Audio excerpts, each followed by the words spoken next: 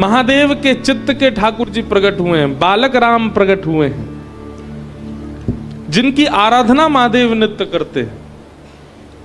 लाला राम प्रकट हुए हैं, राम लला प्रकट हुए हैं। ऐसा भाव सब जगह चल रहा है। सुत मागध बंदी जन गंधर्व सभी आए हैं, सबको दशरथ जी महाराज कृतार्थ तृप्त कर रहे हैं। कौशल्या मैया के एक लाला हुए हैं, कैकेयी मैया के एक लाला हुए हैं, और श्री सुमित्रा जी के 2 सेवक हुए हैं। राम जी के सेवक लक्ष्मण और भरत जी के सेवक श्री शत्रुघ्न जी महाराज। इन 4 रूपों में ठाकुर जी का प्रादुर्भाव हुआ है। वाह, खूब दान कर रहे हैं नंद बाबा हमारे। अब देखो नंद बाबा आ जाती है मुख से, क्यों? क्योंकि हमने इतनी कथाएं कही हैं भागवत की कि जब लाला के जन्मोत्सव पर दान की बात आती तो नंद बाबा मुख से निकलता। परंतु एक चीज देखी आपने, राम जी के जन्मोत्सव में और वहां ठाकुर जी के जन्मोत्सव में बहुत समता है। ऐसा एक जैसा क्यों लग रहा है? ठाकुर जी यदि हमारे यहां भी प्रकटेंगे ना तो हम भी दशरथ और श्री नंद बाबा जैसे ही हो जाएंगे। मैं कथाओं में एक बात कहा करता हूं कि श्री ठाकुर जी जीवन में आएंगे तो सबसे पहला परिवर्तन आपके जीवन में क्या होगा? आप संग्रह करना बंद कर दोगे। जब तक आपकी स्थिति संग्रह की है, इकट्ठा करने की हो रही है, मैं कितना अपने पास में एकजुट कर लूं, ऐसी स्थिति मनस्थिति विचारधारा आपकी बनी है तो समझो अभी ठाकुर जी आए नहीं है। ठाकुर जी आएंगे तो कैसे है जाओगे? सब दे दोगे। महादेव को देखो कुछ नहीं रखते अपने पास, सब दे देते हैं। जल चढ़ाओ वो भी दे दिया, बेलपत्र चढ़ाओ, वो कितनी महंगी माला चढ़ा दो महादेव उसको भी दे देते हैं, कुछ नहीं रखते। अच्छा दूसरी बात, सागर में, क्षीर सागर में नारायण विराजते हैं। सागर को कुछ भी दो नहीं रखेगा, सब लौटा देगा, वापस कर देता है। इसका मतलब क्या है? ये कहीं ना कहीं इस बात का संकेत है कि ठाकुर जी आपके जीवन में आए। ये आपको कैसे पता चले? आपके हाथ दान करने लग जाएं। अब दान शब्द आते ही ना लोग थोड़ा सा दूसरे रूप में सोचने लग जाते हैं, वो मेरा मतलब नहीं है। सीधी बात, संग्रह का मन ना हो, केवल लुटाने का मन हो, समझो ठाकुर जी आ गए। आप कहोगे महाराज जी हमारे रिश्तेदार का बेटा बहुत लुटाता है, 31 तारीख को दिखेगा ही नहीं, नए साल पे महाराज खूब लुटाएगा, खूब बड़ी बड़ी बोतल पी के आएगा, खूब सब पे लुटाएगा। ऐसे लुटाने वाले की बात नहीं हो रही है। कहीं ना कहीं यहां पर इच्छा पूर्ति है ना, इच्छा पूर्ति वाला लुटाना नहीं, स्वयं की इच्छा पूर्ति नहीं, स्वयं के देह को सुख देने वाला, सुख जहां मिले वहां लुटाना नहीं, असहायों के बीच लुटाना, भगवत भाव में लुटाना। ऐसी मनस्थिति प्रकट हो जाए, समझो ठाकुर जी आ गए।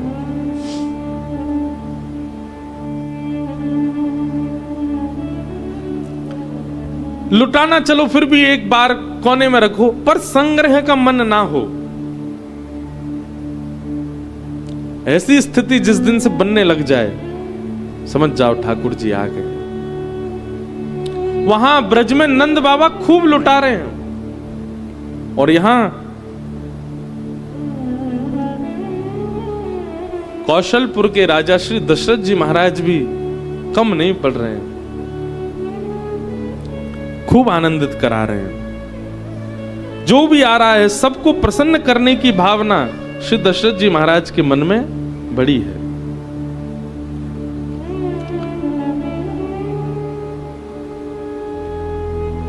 मास दिवस कर दिवस भा मर्म न जाना कोई, रथ समेत रवि था क्यों निशा कवन विधि हो। मास दिवस कर दिवस भा मरम न जाने कोई। दूसरी स्थिति यहां पर वर्णन है, पहली स्थिति ठाकुर जी आएंगे तो संग्रह की इच्छा खत्म हो जाएगी, और दूसरी स्थिति क्या होगी, कितने दिन निकल गए, कितना समय व्यतीत हो गया उत्सव करते करते, हरिनाम जपते जपते, कथा सुनते सुनते, समय का पता ना लगना, यह भी भगवत प्राप्ति का एक संकेत है। आपको कहीं ना कहीं समय का भाव पता चलता है, आपको कहीं ना कहीं ऐसा प्रतीति होती है कि अब तो बहुत दिन हो गए, अब तो बहुत समय निकल गया, अब तो बस कथा विश्राम होनी चाहिए, तो समझो ठाकुर जी आए ना आए। लेकिन महाराज कथा में बैठे और थोड़ी देर बाद जब घड़ी देखी तो 2 बज गए, यहां तो कथा विश्राम ही नहीं हुई, पता ही नहीं चला समय का। ऐसी स्थिति अनुभव होने लग जाए तो भी समझना चाहिए ठाकुर जी की कृपा है, ठाकुर जी आ रहे हैं जीवन में। ये तो कुछ घंटों की बात मैंने कही, परंतु जब त्रेता में, द्वापर में रामकृष्ण प्रकट हुए तो ब्रजवासियों की, अवधवासियों की स्थिति क्या है, मास दिवस कर दिवस भा, एक एक महीना ऐसे लगने लगा एक ही दिन निकला है अभी तो, मरम न जाना कोई। अच्छा एक बात बताएं, हमारे ब्रज के एक संत बता रहे थे, लोग कहते हैं कि 6 महीना तक सूर्य जो है वो हिले ही नहीं, वो कहते क्या है, यहां पर लिखा भी है, रथ समेत रवि था क्यों, राम जी के जन्म होते ही रवि यानी कि सूर्य देव अपने रथ सहित स्थिर हो गए, हिले ही नहीं, आगे बढ़े ही नहीं। मतलब रात्रि हुई नहीं अयोध्या में, राम जी के आने के बाद कितने दिनों तक दिन ही दिन रहा। क्यों? बोले भैया केवल मानवों को ही थोड़ी अनुभव हो रहा है समय का, देवता भी उस भाव में आ चुके, उनको भी नहीं पता चल रहा है कि हमें आगे बढ़ना है, हमें क्रिया करनी है, वे सब भी स्थिर हो गए हैं। जिस प्रकार अवधवासियों को समय का पता नहीं चल रहा है, ऐसे ही सूर्य नारायण को भी समय का पता नहीं चल रहा है, वो भी बस स्थिर हो गए, एक ही जगह खड़े होकर के श्री राम लला जी के मुखमंडल को देख रहे हैं। चंद्रमा आदि देवता पीछे खड़े हैं, सूर्य नारायण से कह रहे हैं, बोले नेक आगे बढ़ ले भैया, हमें दर्शन करन दे, क्योंकि जब तक सूर्य आगे बढ़े नहीं चंद्रमा को दर्शन कैसे हो। चंद्रमा ने खूब कही, बोले नेक आगे हो जाओ, हमको भी दर्शन करने दो। सूर्य बोले चुपचाप खड़े रहो, याद नहीं है भगवान का नाम क्या है, बोले राम। बोले पूरा नाम बताओ, रघुकुल कमल दिवाकर कौशल्या नंदन दशरथ नंदन सूर्यवंशी राजा रामचंद्र भगवान हमारे वंश में प्रकट हुए हैं। भगवान सूर्य वंश में इनका अवतरण हुआ है। मेरे वंश के जीर्णोद्धार के लिए, मेरे वंश के कल्याण के लिए प्रभु श्री राम आए हैं। मेरे वंशधर प्रकट हुए हैं, मेरे वंश में प्रकट हुए, इसलिए मेरा अधिकार है, मैं खड़ा रहूंगा यहीं पर, चुपचाप खड़े रहो पीछे। कहते हैं पीछे खड़े खड़े चंद्रमा रोने लगे, बोले हमने क्या अपराध कर दिया, हमें दर्शन क्यों नहीं हो रहा है ठाकुर जी का। चंद्रमा के रुदन को देख करके पलना में पौड़े राम जी चंद्रमा से कहने लगे, बोले तुम काय को रो रहे हो। बोले कि आपने सूर्य पर इतनी कृपा कर दी, वो वैसे ही अपने तेज के आगे किसी को कुछ समझता नहीं है, उसके वंश में आकर के उसके अभिमान को आपने और बढ़ा दिया, और देखो कैसा अभिमान कर रहा, 6 महीना हो गए इसको, आगे बढ़ ही नहीं रहा, हमको दर्शन ही नहीं करने दे रहा। राम जी बोले तुम चिंता मत करो, अभी हम मर्यादा पुरुषोत्तम राम बन के सूर्य वंश में आए हैं, अगली बार हम इससे भी सुंदर रूप धारण करके और नटखट लीला करने के लिए कृष्ण बन के आएंगे, तब चंद्रवंश में आएंगे, ठीक है। तुम 6 महीना नहीं, तुम 1 साल तक खड़े रहना, सूर्य को प्रकट ही मत होने देना। अगला जन्म हम आपके वंश में ले लेंगे, पर अभी सूर्य पर कृपा करने आए हैं, इनके वंश में प्रसन्न होके आए हैं, थोड़ा इनको आनंद करने दो। चंद्रमा के आंसू तो पुछ गए, लेकिन मुख की मुरझाहट अभी तक गई नहीं। बोले प्रभु भले ही आप कृष्ण रूप में कितनी भी अद्भुत लीला करो, पर राम तो देवों के भी इष्ट है ना, उन राम के मुझे दर्शन नहीं होंगे। सब पर कृपा होगी, मुझ पर कोई कृपा नहीं होगी। राम जी बोले अच्छा ठीक है, सुनो हम एक और वरदान दे रहे हैं। बोले क्या?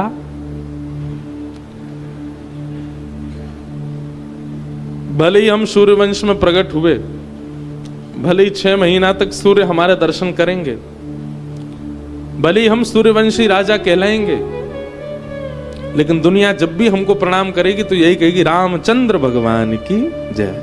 आपके नाम के सहित ही हमको प्रणाम होगा। अब प्रसन्न हो, बिना आपके नाम के हमको कोई वंदन नहीं करेगा। तब चंद्रमा प्रसन्न हुए, बोले हाँ भगवान अब ठीक है, कम से कम जब तक पृथ्वी पर राम का नाम रहेगा चंद्र संग ही रहेंगे। ये भगवान ने चंद्रमा को व्रत, ऐसा संत जन कथाओं में सुनाते हैं। तो मास दिवस कर दिवस भा मरम न जाना कोई, रथ समेत रवि था के निशा कवन विधि हो।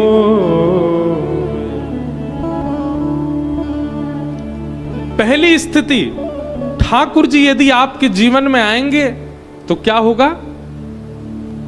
संग्रह का मन नहीं होगा, इकट्ठा करने की इच्छा नहीं होगी, जितना हो सके मैं बांट दूं, ऐसा मन प्रकट होने लग जाएगा, ऐसी भावनाएं प्रकट होने लग जाएंगी।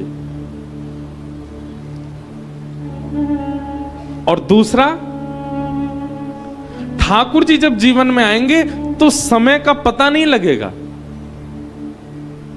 आप कितना समय व्यतीत करते हैं कथा श्रवण में, कितना समय व्यतीत करते हैं हरिनाम संकीर्तन में, कितना समय व्यतीत करते हैं तीर्थ यात्रा और तीर्थ गमन में, संत समागम में, वो समय आपको पता नहीं चलेगा। और समय का पता ना लगने का एक दूसरा संकेत होता है भूख का पता न रहना, प्यास का पता ना नहीं रहना। कभी कभी लोग कथा सुनने में इतने तन्मय हो जाते हैं कि उनको लगता है हम 4 घंटे एक आसन में बैठ लिए, उनको खुद पे ही भरोसा नहीं होता। कहां हम 10 मिनट भी सुख आसन में नहीं बैठ सकते, 4 घंटा निकल गया हमारा, स्वयं पे ही भरोसा नहीं होता। कई लोग कथा में आते, हम तो महाराज जी 1 घंटा के लिए आए थे छुट्टी लेकर के। मैंने कहा अब तो 7 दिन की हमने सिक लीव डाल दी अपने ऑफिस में। बोले हम बीमार पड़े भैया, अब नहीं आ पाएंगे। क्यों? क्योंकि देह को, आत्मा को, बुद्धि को, मन को वह सुख की अनुभूति होने लगी कि अब समय की पाबंदी और संसार का सुख उसके आगे फीका लग रहा है। ऐसी स्थिति होने लग जाए, समझ जाओ ठाकुर जी जीवन में आ गए। कल 31 दिसंबर है, परसों 1 जनवरी है, नव वर्ष प्रारंभ होगा। मानव के पास बहुत अपॉर्चुनिटीज होती हैं इन 2 दिनों में। कुछ ना करने वाला अत्यंत सीधा व्यक्ति भी कुछ ना कुछ करने का मन कर लेता है उसका भी। लेकिन ऐसे में आप किसको चुन रहे हैं? आप रामेश्वर नाथ को चुन रहे हैं, आप हरि चर्चा को चुन रहे हैं, आप हरि संकीर्तन को चुन रहे हैं। ये एक प्रकार का द्योतक है कि आपने देह को अभिमानी नहीं बनाया। अगर देह की माने तो देह तो वही करना चाहता है जिससे देह बिगड़े, पर आप फिर भी देह को उस योजना में ले जाते हैं जिससे ठाकुर जी प्रिय लगने लग जाएं। यह इस बात का द्योतक है कि ठाकुर जी आपसे प्रसन्न है। एक कथा सुना है, रामेश्वरम अपने सोमनाथ में जब राम कथा हुई थी, क्योंकि सूर्य नारायण भगवान का प्रसंग आया इसलिए हम सुना दे रहे हैं। जब सोमनाथ में कथा हुई थी तो वहां कथा का क्रम हर दिन एक चरित्र बोलते थे, सीता जी का, राम जी का, भरत जी का, लक्ष्मण जी का, इस प्रकार से कथा हुई थी। उस कथा में एक संशय मेरे मन में प्रकट हुआ था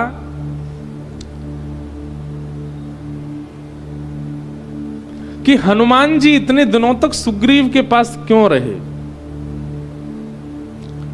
सुग्रीव में ऐसी क्या विशेषता है जिसके कारण हनुमान जी उसके संग रह रहे हैं? उसके पीछे कारण क्या था? कहीं ना कहीं देखो, सुग्रीव जी भगवान के मित्र हैं और ऐसा प्रसंग आता है, संत जन सुनाते हैं कि प्रभु श्री राम ने जब अवध वापस आने के बाद अश्वमेध यज्ञ किया तो अश्वमेध यज्ञ में सबको निमंत्रण भेजा, लेकिन सुग्रीव को और विभीषण को निमंत्रण देने भगवान श्री राम स्वयं गए। मतलब दोबारा आए भगवान।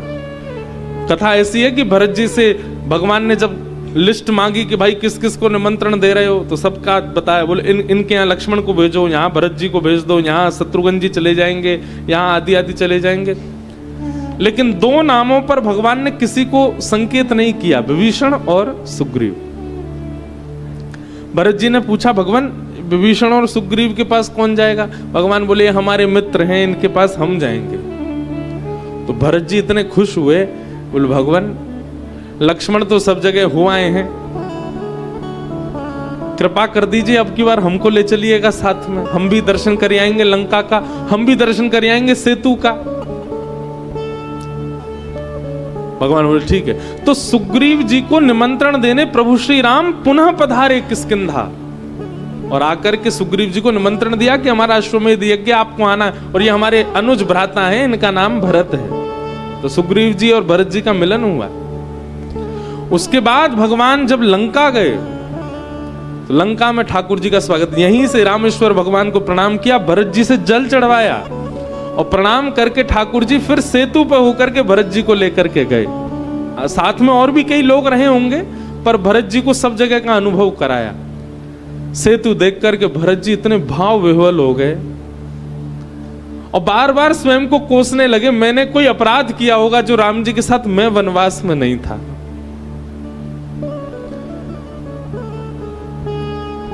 सेतु पर दर्शन करते हुए, रुदन करते हुए, बार बार सेतु को अपने हृदय से लगा रहे हैं, कहीं भी लेट जाते हैं भरत जी। लंका पहुंचे, लंका में जाकर सीता जी जहां विराजती थी वहां दर्शन किया, आदि आदि सब हुआ। विभीषण जी ने सिंहासन पर बिठाया राम जी को, विभीषण जी को निमंत्रण दिया राम जी ने, कहा कि आपको अयोध्या आना है, हमारा अश्वमेध यज्ञ है। स्वीकृति हुई। विभीषण जी ने प्रभु श्री राम के चरणों में प्रणाम किया, और प्रणाम करते हुए कहा, भगवान आपसे कुछ मांगना चाहते हैं। बोले क्या? बोले नाथ, वैसे तो मेरे इस बात पर कई लोगों को रोष आ सकता है, कई लोग मेरी इस बात को स्वीकृति नहीं प्रदान करेंगे, पर मैं कुछ विचार करके ही कह रहा हूं, आप जाते जाते सेतु को तोड़ जाइएगा। भगवान राम बोले क्यों? भरत जी तो बिल्कुल भाव विह्वल हो गए, क्यों, ऐसा क्यों करना है? विभीषण जी बोले दो बातें हैं। पहली बात तो भगवान, अमूल्य वस्तु गोपनीय रहे तो उसका मूल्य और बढ़ जाता है।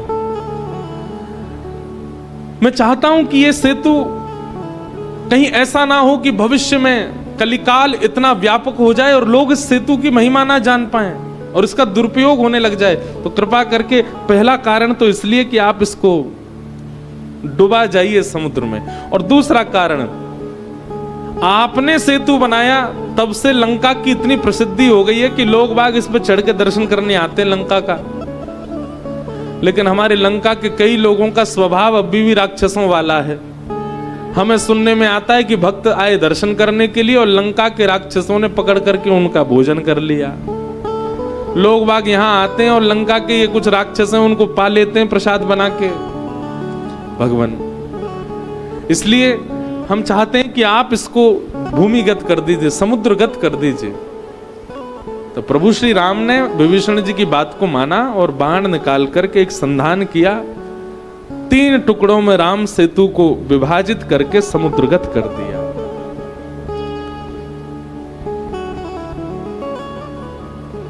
तो हम किस प्रसंग में ये बात सुना रहे थे कि श्री सुग्रीव जी को प्रभु श्री राम खुद निमंत्रित करने आए अश्वमेध यज्ञ के लिए। सुग्रीव सामान्य नहीं है, पर सुग्रीव जी के कई भावों पर, सुग्रीव जी की कई विचारधाराओं पर भक्तों का मन नहीं लगता। वैसे हमारा भी नहीं लग रहा था। हमने कि भाई ये सुग्रीव जी के साथ हनुमान जी इतने दिन क्यों रहे, इसके पीछे कारण क्या है? तो प्रसंग ऐसा है, बहुत ध्यान से सुनिएगा। हमने सोमनाथ में सुनाया था कि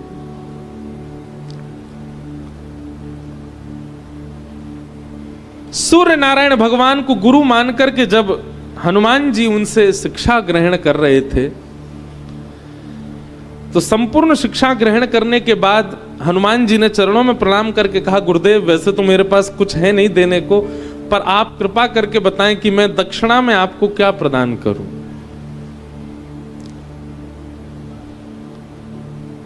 तब भगवान सूर्य ने हनुमान जी को आज्ञा की है कि प्रभु श्री राम त्रेता में हमारे वंश में प्रकट होंगे और हमारे वंश में प्रकट होकर के प्रभु श्री राम श्री सीता जी के विरह में लंका जाएंगे उनको खोजने के लिए।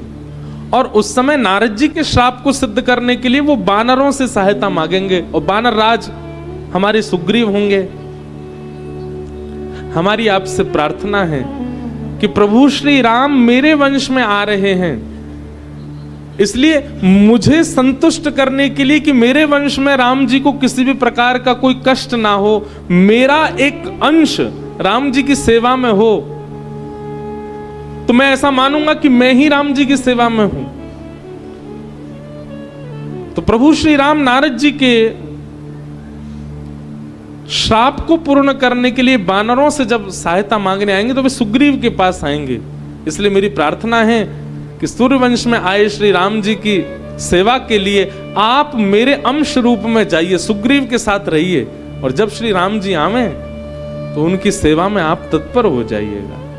इसलिए श्री हनुमान जी महाराज श्री सुग्रीव जी के साथ में सूर्य आज्ञा से, गुरु आज्ञा से, क्योंकि इसी वंश में प्रभु श्री राम आ रहे हैं, ये सूर्य का वंश है। सूर्य नारायण अति प्रसन्न है। सूर्य भगवान की बड़ी महिमा है रामचरित्र में, रामायण जी में भी। रावण के वध के पूर्व भी ब्रह्मा जी ने आकर के राम जी से कहा है, बोले भगवान रावण को मारने से पूर्व आपको अपने इष्ट को प्रणाम करना होगा। तब आदित्य हृदय स्तोत्र गा करके प्रभु श्री राम ने सूर्य को प्रणाम किया, तब रावण का वध किया। लोग बाग हमसे पूछते हैं आपको इतने साल हो गए कथा करते भाई, भगवान देखे आपने? रोज देखते हैं, रोज सुबह उठते ही आप साक्षात सूर्य को जब देखते हैं, उन्हीं के प्रति ही शंख चक्र गदा पद्म चतुर्भुज रूप का भाव रख करके प्रणाम किया करो। साक्षात नारायण है, किसको नहीं दिखते? रोज सबको दिखते हैं भगवान। ये सूर्य कोई देव नहीं है, भले ही देव में हम उन्हें मानते हैं, वो साक्षात नारायण है। प्रभु श्री राम भी उनको वंदन करते हैं।